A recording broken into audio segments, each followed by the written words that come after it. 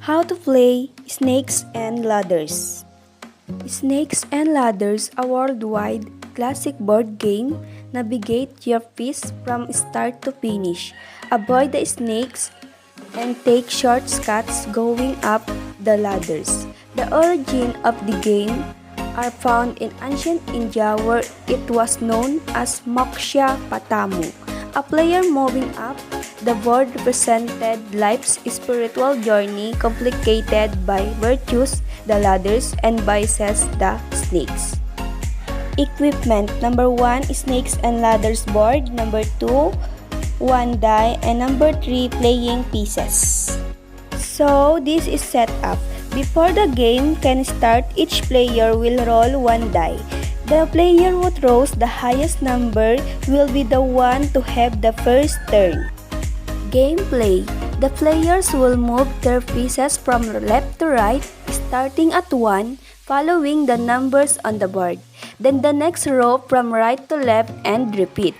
If a player rolls a 4, then the player would move their piece 4 places. Snakes: when a player lands on the top of a snake, their playing piece will slide down to the bottom of the snake. Whereas landing on the bottom of the snake, the player will remain in the same spot until their next turn.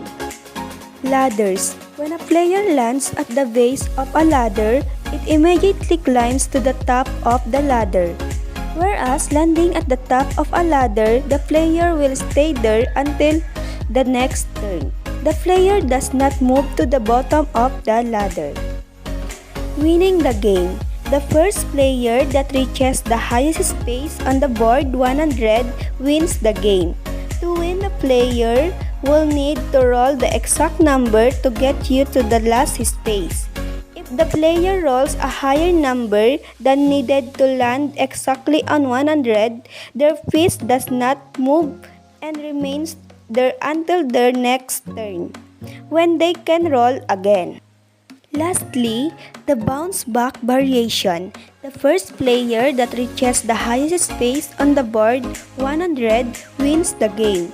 To win, the player will need to roll the exact number to get to the last space.